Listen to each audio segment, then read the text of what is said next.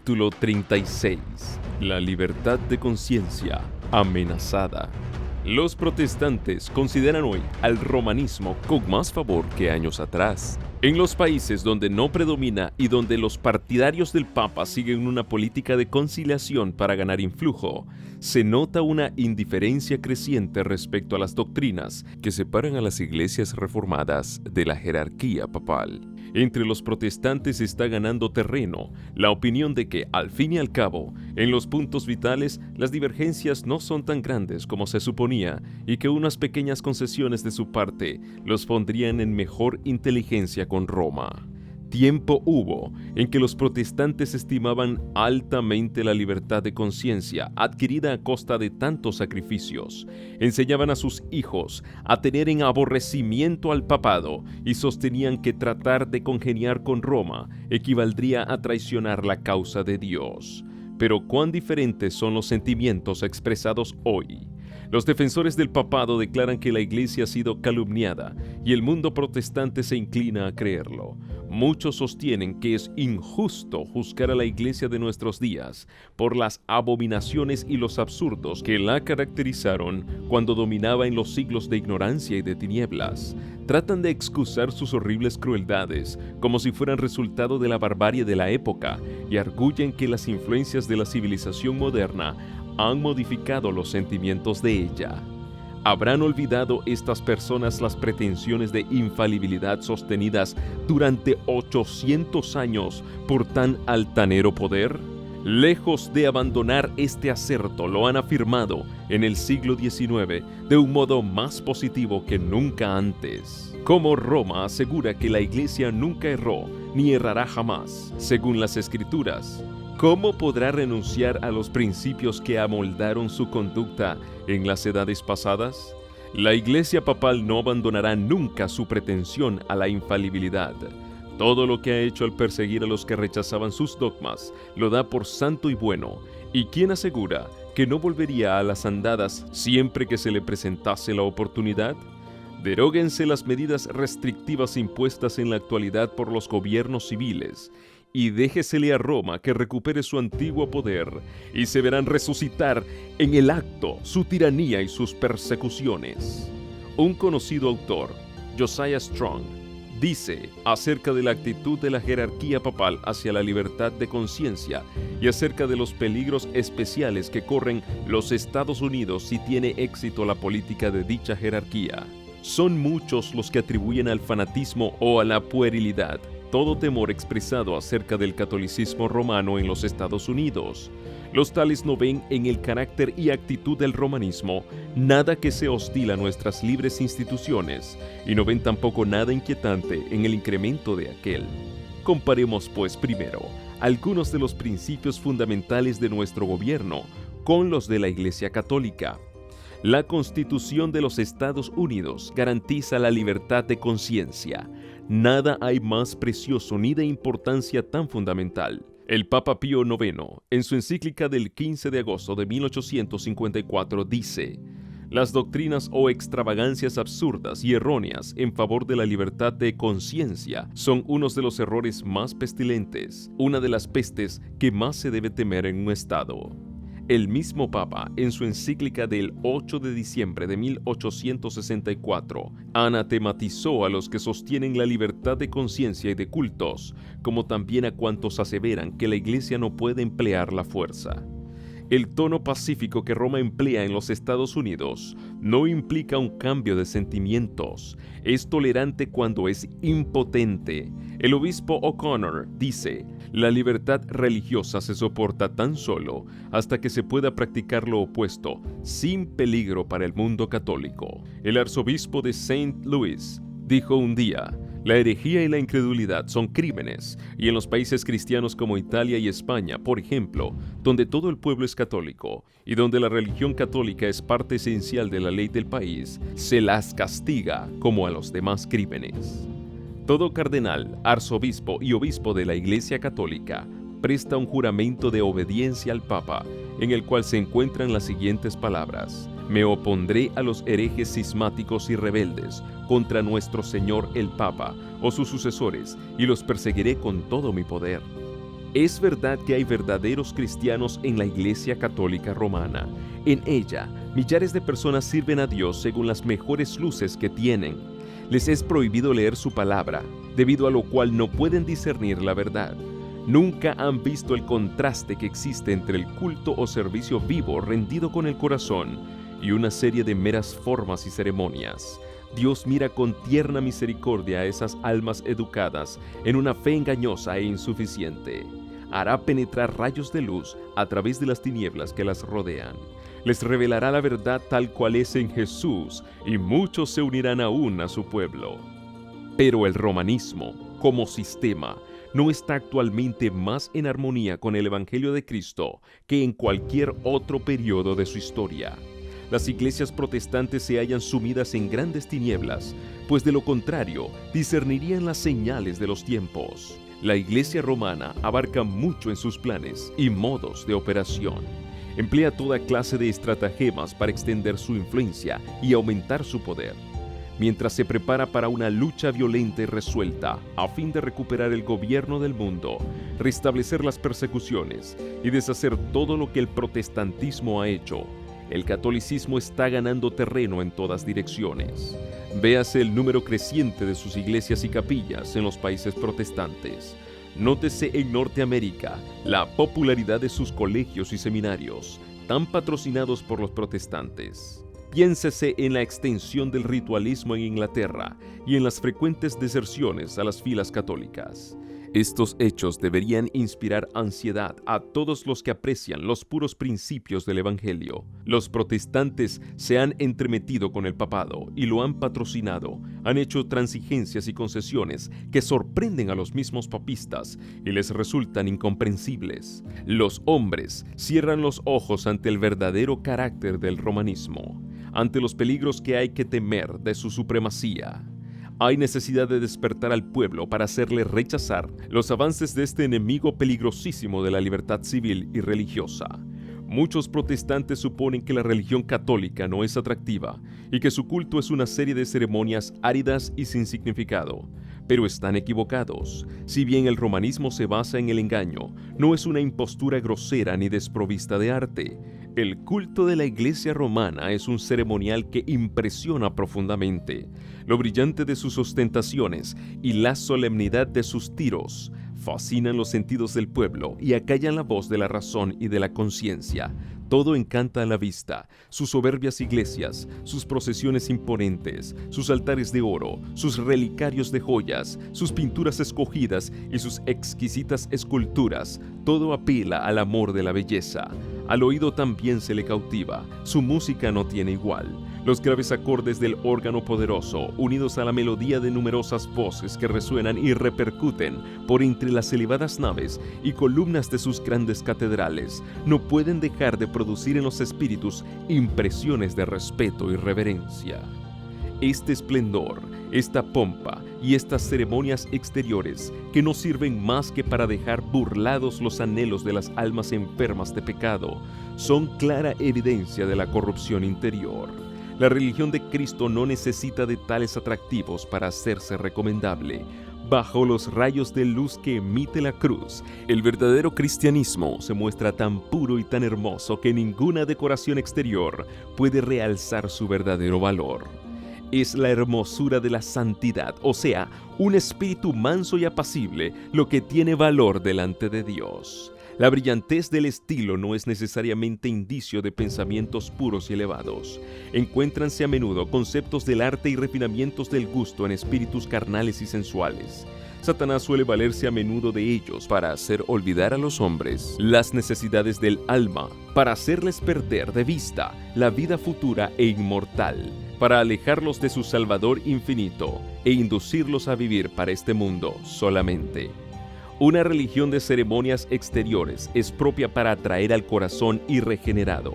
La pompa y el ceremonial del culto católico ejercen un poder seductor, fascinador, que engaña a muchas personas, las cuales llegan a considerar a la Iglesia romana como la verdadera puerta del cielo.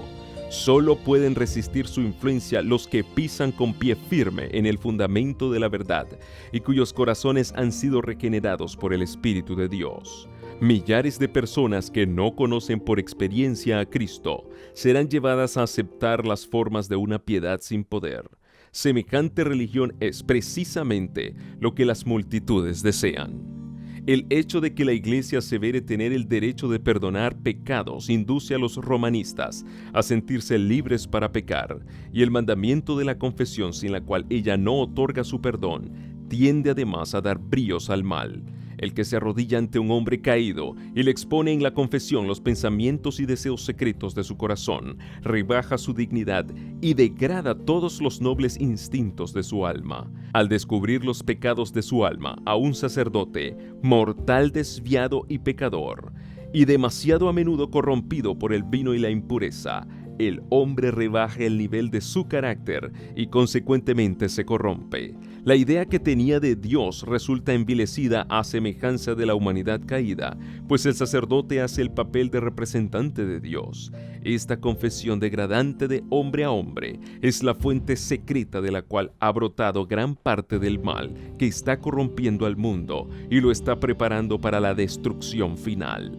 Sin embargo, para todo aquel a quien le agrada satisfacer sus malas tendencias, es más fácil confesarse con un pobre mortal que abrir su alma a Dios. Es más grato a la naturaleza humana hacer penitencia que renunciar al pecado. Es más fácil mortificar la carne usando cilicios, ortigas y cadenas desgarradoras que renunciar a los deseos carnales. Harto pesado es el yugo que el corazón carnal está dispuesto a cargar antes de doblegarse al yugo de Cristo. Hay una semejanza sorprendente entre la iglesia de Roma y la iglesia judaica en el tiempo del primer advenimiento de Cristo. Mientras los judíos pisoteaban secretamente todos los principios de la ley de Dios, en lo exterior eran estrictamente rigurosos en la observancia de los preceptos de ella, recargándola con exacciones y tradiciones que hacían difícil y pesado el cumplir con ella.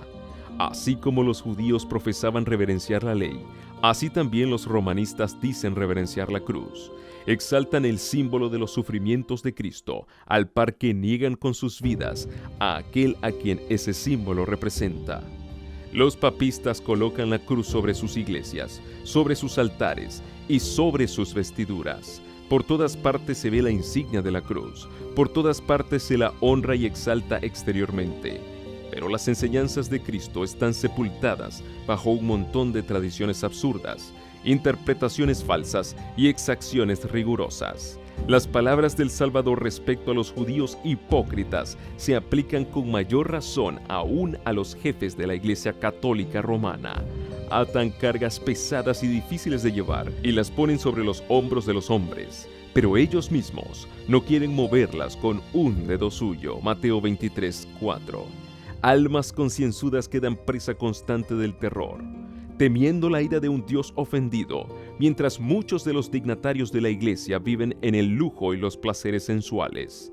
El culto de las imágenes y reliquias, la invocación de los santos y la exaltación del Papa son artificios de Satanás para alejar de Dios y de su Hijo el espíritu del pueblo. Para asegurar su ruina, se esfuerza en distraer su atención del único que puede asegurarles la salvación.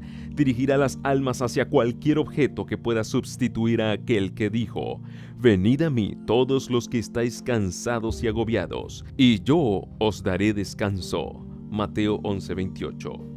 Satanás se esfuerza siempre en presentar de un modo falso el carácter de Dios, la naturaleza del pecado y las verdaderas consecuencias que tendrá la gran controversia. Sus sofismas debilitan el sentimiento de obligación para con la ley divina y dan a los hombres libertad para pecar. Al mismo tiempo, les hace aceptar falsas ideas acerca de Dios, de suerte que le miran con temor y odio, más bien que con amor. Atribuye al Creador la crueldad inherente a su propio carácter, la incorpora en sistemas religiosos y le da expresión en diversas formas de culto. Sucede así que las inteligencias de los hombres son cegadas y Satanás se vale de ellos como de sus agentes para hacer la guerra a Dios. Debido a conceptos erróneos de los atributos de Dios, las naciones paganas fueron inducidas a creer que los sacrificios humanos eran necesarios para asegurarse el favor divino y perpetráronse horrendas crueldades bajo las diversas formas de la idolatría. La Iglesia Católica Romana, al unir las formas del paganismo con las del cristianismo y al presentar el carácter de Dios bajo falsos colores, como lo presentaba el paganismo, recurrió a prácticas no menos crueles, horrorosas y repugnantes. En tiempo de la supremacía romana, había instrumentos de tortura para obligar a los hombres a aceptar sus doctrinas. Existía la hoguera para los que no querían hacer concesiones a sus exigencias.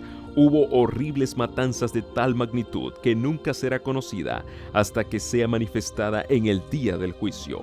Dignatarios de la Iglesia, dirigidos por su maestro Satanás, se afanaban por idear nuevos refinamientos de tortura que hicieran padecer lo indecible sin poner término a la vida de la víctima. En muchos casos, el proceso infernal se repetía hasta los límites extremos de la resistencia humana, de manera que la naturaleza quedaba rendida y la víctima suspiraba por la muerte como por dulce alivio. Tal era la suerte de los adversarios de Roma. Para sus adherentes disponía de la disciplina del azote, del tormento del hambre y de la sed, y de las mortificaciones corporales más lastimeras que se puedan imaginar. Para asegurarse el favor del cielo, los penitentes violaban las leyes de Dios al violar las leyes de la naturaleza. Se les enseñaba a disolver los lazos que Dios instituyó para bendecir y amenizar la estada del hombre en la tierra. Los cementerios encierran millones de víctimas que se pasaron la vida luchando en vano para dominar los afectos naturales, para refrenar como ofensivos a Dios todo pensamiento y sentimiento de simpatía hacia sus semejantes. Si deseamos comprender la resuelta crueldad de Satanás, manifestada en el curso de los siglos, no entre los que jamás oyeron hablar de Dios, sino en el corazón mismo de la cristiandad y por toda su extensión, no tenemos más que echar una mirada en la historia del romanismo. Por medio de ese gigantesco sistema de engaño, el príncipe del mal consigue su objeto de deshonrar a Dios y de hacer al hombre miserable. Y si consideramos lo bien que logra enmascararse y hacer su obra por medio de los jefes de la Iglesia, nos daremos mejor cuenta del motivo de su antipatía por la Biblia. Siempre que sea leído este libro, la misericordia y el amor de Dios saltarán a la vista, y se echará de ver que Dios no impone a los hombres ninguna de aquellas pesadas cargas. Todo lo que Él pide es un corazón contrito y un espíritu humilde y obediente.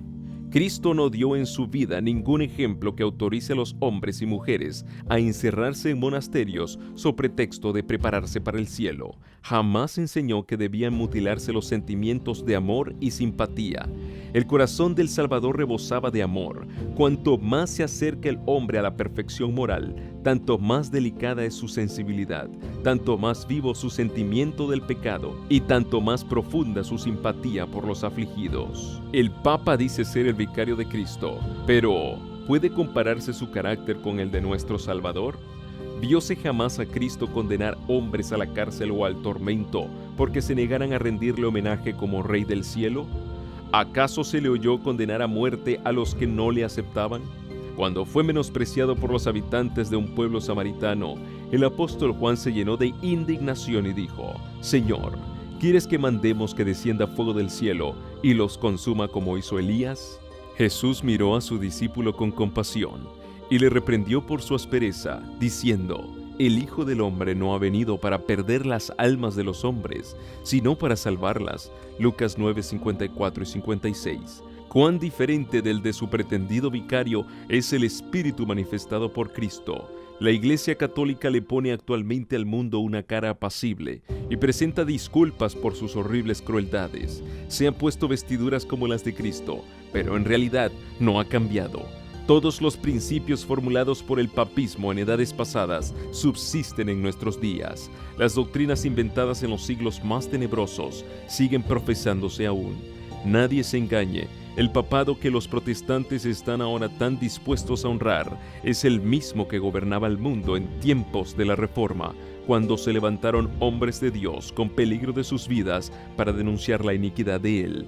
El romanismo sostiene las mismas orgullosas pretensiones con que supo dominar sobre reyes y príncipes y arrogarse las prerrogativas de Dios.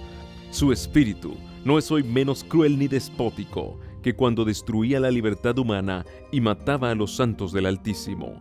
El papado es precisamente lo que la profecía declaró que sería la apostasía de los postreros días, segunda de Tesalonicenses 2, 3 y 4. Forma parte de su política asumir el carácter que le permita realizar mejor sus fines, pero bajo la apariencia variable del camaleón oculta el mismo veneno de la serpiente. Declara: no hay que guardar la palabra empeñada con herejes, ni con personas sospechosas de herejía. ¿Será posible que este poder, cuya historia se escribió durante 1000 años con la sangre de los santos, sea ahora reconocido como parte de la Iglesia de Cristo? No sin razón se ha asegurado que en los países protestantes el catolicismo no difiere ya tanto del protestantismo como antes. Se ha verificado un cambio, pero no es el papado el que ha cambiado. El catolicismo se parece mucho en verdad al protestantismo de hoy día debido a lo mucho que éste ha degenerado desde los días de los reformadores.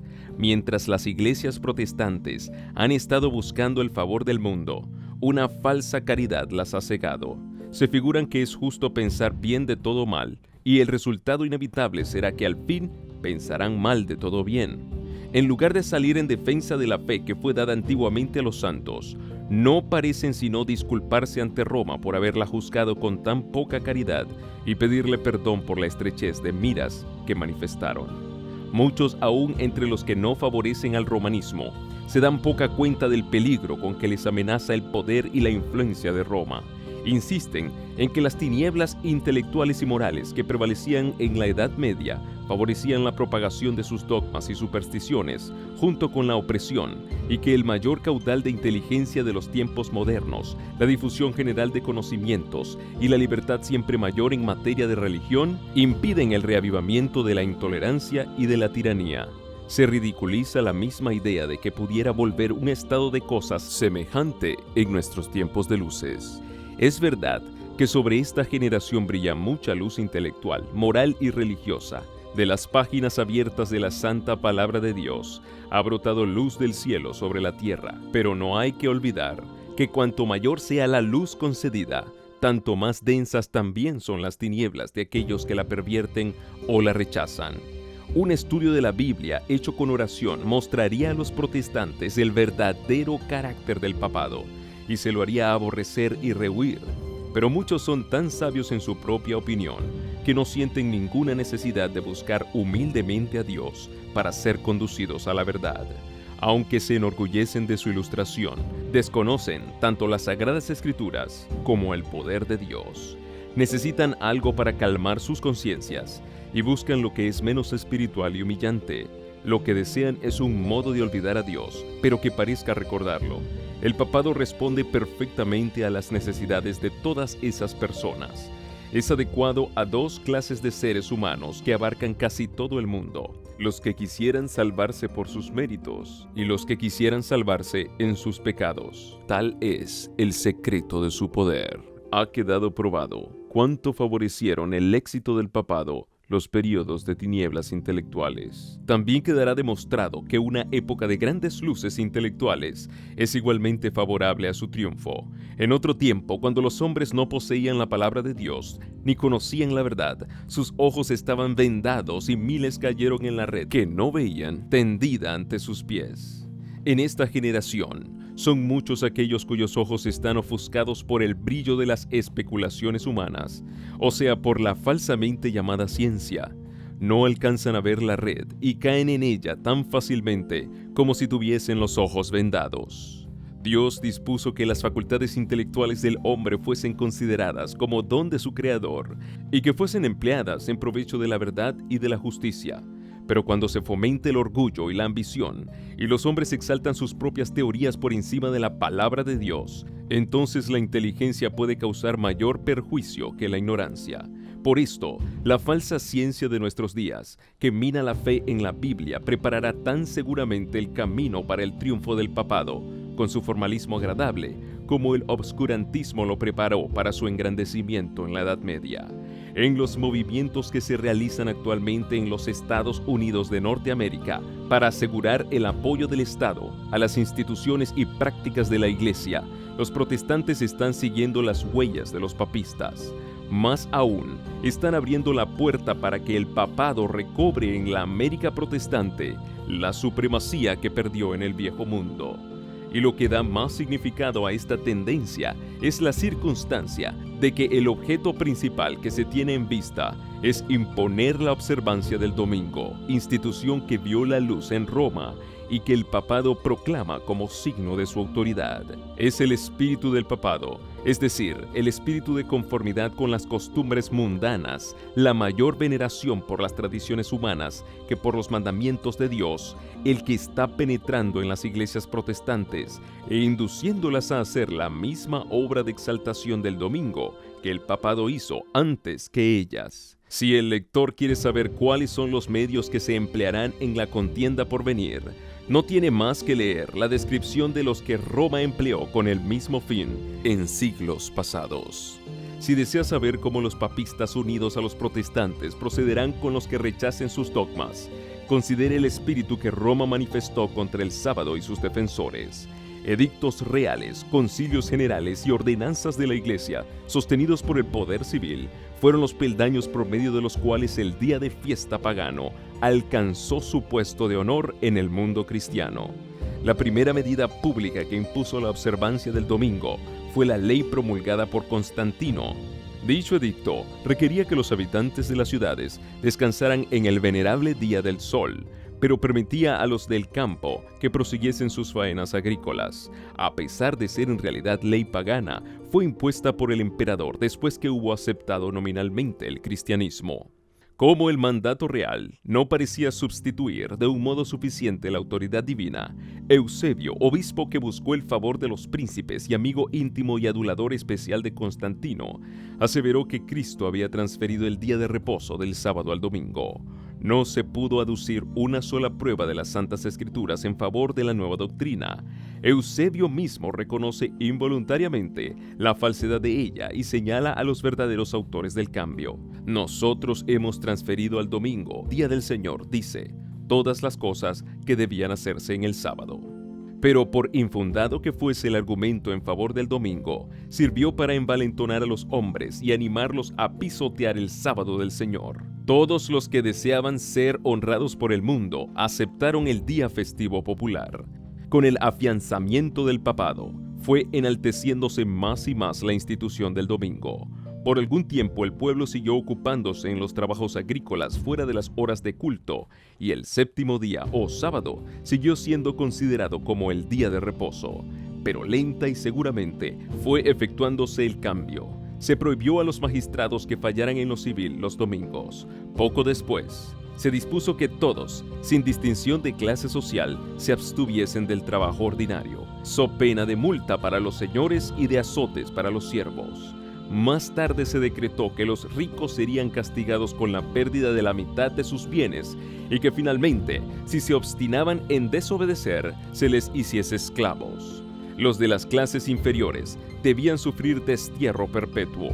Se recurrió también a los milagros. Entre otros casos maravillosos, se refería a que un campesino que iba a labrar su campo en día domingo limpió su arado con un hierro que le penetró en la mano y por 2 años enteros no lo pudo sacar, sufriendo con ello mucho dolor y vergüenza. Más tarde, el Papa ordenó que los sacerdotes del campo amonestasen a los que violasen el domingo y los indujeran a venir a la iglesia para rezar, no fuese que atrajesen alguna gran calamidad sobre sí mismos y sobre sus vecinos.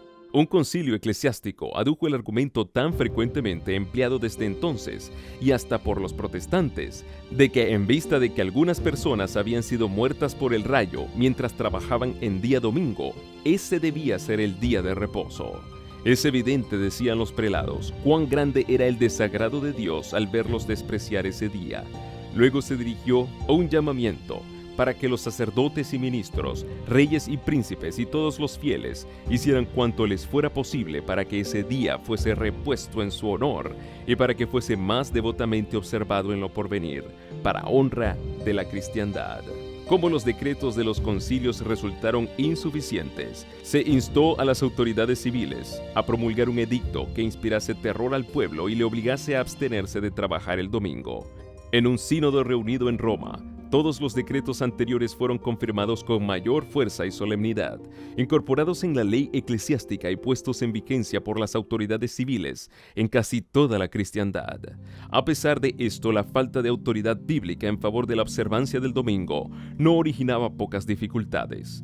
El pueblo ponía en tela de juicio el derecho de sus maestros para echar a un lado la declaración positiva de Jehová: el séptimo día sábado es del Señor tu Dios. A fin de honrar el día del sol, se necesitaban otros expedientes para suplir la falta de testimonios bíblicos. Un celoso defensor del domingo que visitó a fines del siglo XII las iglesias de Inglaterra encontró resistencia por parte de testigos fieles de la verdad. Sus esfuerzos resultaron tan inútiles que abandonó el país por algún tiempo en busca de medios que le permitiesen apoyar sus enseñanzas. Cuando regresó, la falta había sido suplida y entonces tuvo mayor éxito. Había traído consigo un rollo que presentaba como del mismo Dios y que contenía el mandamiento que se necesitaba para la observancia del domingo. Con terribles amenazas para aterrar a los desobedientes, se afirmaba que ese precioso documento, fraude tan vil como la institución misma que pretendía afianzar, había caído del cielo y había sido encontrado en Jerusalén, sobre el altar de San Simeón en el Gólgota, pero en realidad de donde procedía era del Palacio Pontifical de Roma. La jerarquía papal consideró siempre como legítimos los fraudes y las adulteraciones que favoreciesen el poder y la prosperidad de la Iglesia. El rollo prohibía trabajar desde la hora novena, 3 de la tarde del sábado, hasta la salida del sol el lunes, y su autoridad se declaraba confirmada por muchos milagros. Se decía que personas que habían trabajado más allá de la hora señalada habían sufrido ataques de parálisis. Un molinero que intentó moler su trigo vio salir en vez de harina un chorro de sangre y la rueda del molino se paró a pesar del buen caudal de agua. Una mujer que había puesto masa en el horno la encontró cruda al sacarla, no obstante haber estado el horno muy caliente.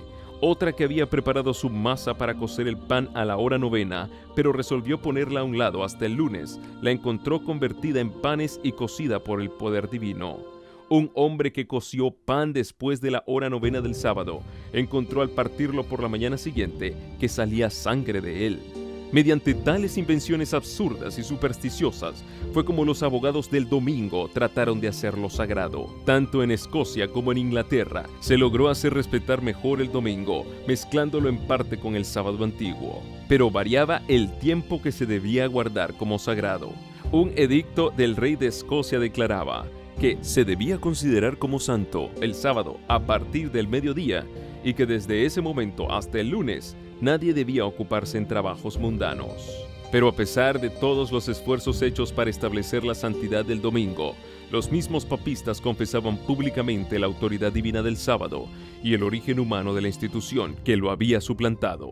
En el siglo XVI, un concilio papal ordenó explícitamente: recuerden todos los cristianos que el séptimo día fue consagrado por Dios y aceptado y observado no solo por los judíos, sino también por todos los que querían adorar a Dios. No obstante, nosotros los cristianos hemos cambiado el sábado de ellos en el día del Señor. Domingo. Los que estaban pisoteando la ley divina no ignoraban el carácter de la obra que estaban realizando. Se estaban colocando deliberadamente por encima de Dios. Un ejemplo sorprendente de la política de Roma contra los que no concuerdan con ella se encuentra en la larga y sangrienta persecución de los valdenses, algunos de los cuales observaban el sábado.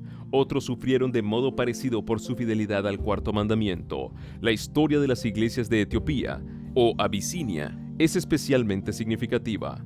En medio de las tinieblas de la Edad Media, se perdió de vista a los cristianos del África Central, quienes, olvidados del mundo, gozaron de plena libertad en el ejercicio de su fe. Pero al fin, Roma descubrió su existencia y el emperador de Abisinia fue pronto inducido a reconocer al Papa como vicario de Cristo.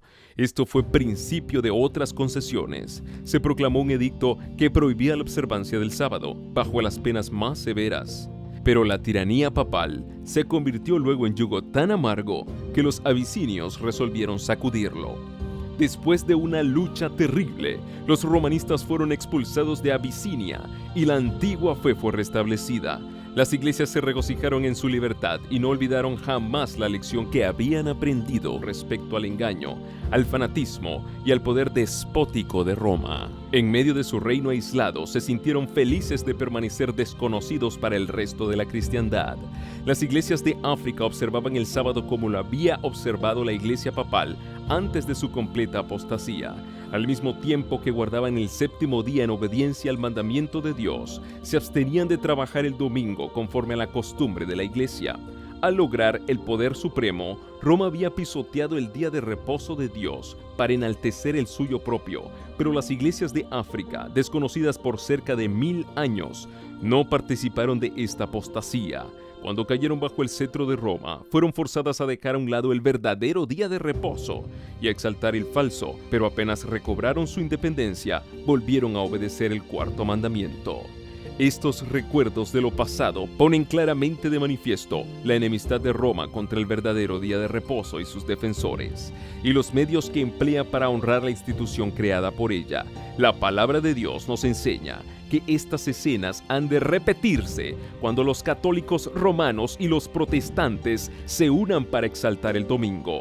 La profecía del capítulo 13 del Apocalipsis declara que el poder representado por la bestia de cuernos semejantes a los de un cordero haría que la tierra y los que en ella habitan adorasen al papado, que está simbolizado en ese capítulo por una bestia parecida a un leopardo. La bestia de 2 cuernos dirá también a los que habitan sobre la tierra que hagan una imagen de la bestia, y además mandará que todos, pequeños y grandes, así ricos como pobres, así libres como esclavos, tengan la marca de la bestia.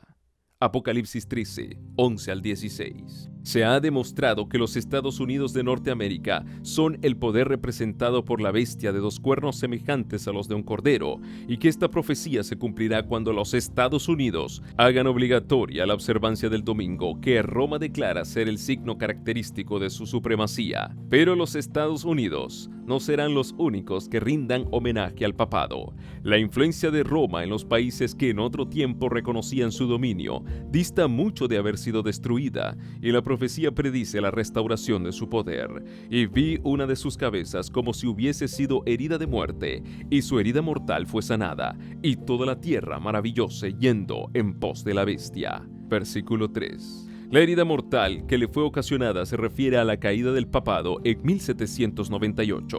Después de eso, dice el profeta, su herida mortal fue sanada, y toda la tierra maravillóse, yendo en pos de la bestia. San Pablo dice claramente que el hombre de pecado subsistirá hasta el segundo advenimiento, 2 de Tesalonicenses 2:8. Proseguirá su obra de engaño hasta el mismo fin del tiempo, y el revelador declara, refiriéndose también al papado: todos los que moran en la tierra le adoraron, cuyos nombres no están escritos en el libro de la vida. Apocalipsis 13:8.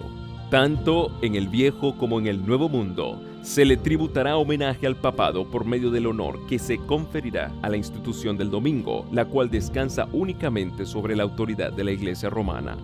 Desde mediados del siglo XIX, los que estudian la profecía en los Estados Unidos han presentado este testimonio ante el mundo. En los acontecimientos que están desarrollándose actualmente, especialmente en dicho país, se ve un rápido avance hacia el cumplimiento de dichas predicciones. Los maestros protestantes presentan los mismos acertos de autoridad divina en favor de la observancia del domingo y adolecen de la misma falta de evidencias bíblicas que los dirigentes papales cuando fabricaban milagros para suplir la falta de un mandamiento de Dios. Se repetirá el acerto de que los juicios de Dios caerán sobre los hombres en castigo por no haber observado el domingo como día de reposo. Ya se oyen voces en este sentido, y un movimiento en favor de la observancia obligatoria del domingo está ganando cada vez más terreno. La sagacidad y astucia de la Iglesia romana asombran. Puede leer el porvenir. Se da tiempo viendo que las iglesias protestantes le están rendiendo homenaje con la aceptación del falso día de reposo, y que se preparan a imponerlo con los mismos medios que ella empleó en tiempos pasados. Los que rechazan la luz de la verdad buscarán aún la ayuda de este poder que se titula infalible, a fin de exaltar una institución que debe su origen a Roma. No es difícil prever cuán apresuradamente ella acudirá en ayuda de los protestantes en este movimiento. ¿Quién mejor que los jefes papistas para saber cómo entendérselas con los que desobedecen a la Iglesia? La Iglesia Católica Romana, con todas sus ramificaciones en el mundo entero, forma una vasta organización dirigida por la sede papal y destinada a servir los intereses de esta. Instruye a sus millones de adeptos en todos los países del globo para que se consideren obligados a obedecer al Papa. Sea cual fuere la nacionalidad o el gobierno de estos, deben considerar la autoridad de la Iglesia como por encima de todas las demás. Aunque juren fidelidad al Estado, siempre quedará en el fondo el voto de obediencia a Roma, que los absuelve de toda promesa contraria a los intereses de ella. La historia prueba lo astuta y persistente que es en sus esfuerzos por inmiscuirse en los asuntos de las naciones y para favorecer sus propios fines, aun a costa de la ruina de príncipes y pueblos, una vez que logró entrar. En el año 1204, el Papa Inocencio III arrancó de Pedro II, rey de Aragón, este juramento extraordinario: yo, Pedro, rey de los aragoneses, declaro y prometo ser siempre fiel y obediente a mi señor, el Papa Inocencio, a sus sucesores católicos y a la Iglesia romana, y conservar mi reino en su obediencia, defendiendo la religión católica y persiguiendo la perversidad herética. Esto está en armonía con las pretensiones del pontífice romano con referencia al poder, de que él tiene derecho de deponer emperadores y de que puede desligar a los súbditos de la lealtad debida a gobernantes perversos. Y téngase presente que Roma se jacta de no variar jamás. Los principios de Gregorio VII y de Inocencio III son aún los principios de la Iglesia Católica Romana, y si solo tuviese el poder, los pondría en vigor con tanta fuerza hoy como en siglos pasados. Pocos saben los protestantes lo que están haciendo al proponerse aceptar la ayuda de Roma en la tarea de exaltar el domingo. Mientras ellos tratan de realizar su propósito, Roma tiene su mira puesta en el restablecimiento de su poder y tiende a recuperar su supremacía perdida. Establezcase en los Estados Unidos el principio de que la Iglesia puede emplear o dirigir el poder del Estado, que las leyes civiles pueden hacer obligatorias las observancias religiosas. En una palabra, que la autoridad de la Iglesia con la del Estado debe dominar las conciencias, y el triunfo de Roma quedará asegurado en la gran república de la América del Norte. La palabra de Dios ha dado advertencias respecto a tan inminente peligro. Descuide estos avisos y el mundo protestante sabrá cuáles son los verdaderos propósitos de Roma, pero ya será tarde para salir de la trampa. Roma está aumentando sigilosamente su poder. Sus doctrinas están ejerciendo su influencia en las cámaras legislativas, en las iglesias y en los corazones de los hombres. Ya está levantando sus soberbios e imponentes edificios, en cuyos secretos recintos reanudará sus antiguas persecuciones. Está acumulando ocultamente sus fuerzas y sin despertar sospechas para alcanzar sus propios fines y para dar el golpe en su debido tiempo. Todo lo que Roma desea es asegurarse alguna ventaja, y esta ya le ha sido concedida. Pronto veremos y palparemos los propósitos del romanismo. Cualquiera que crea u obedezca a la palabra de Dios incurrirá en oprobio y persecución.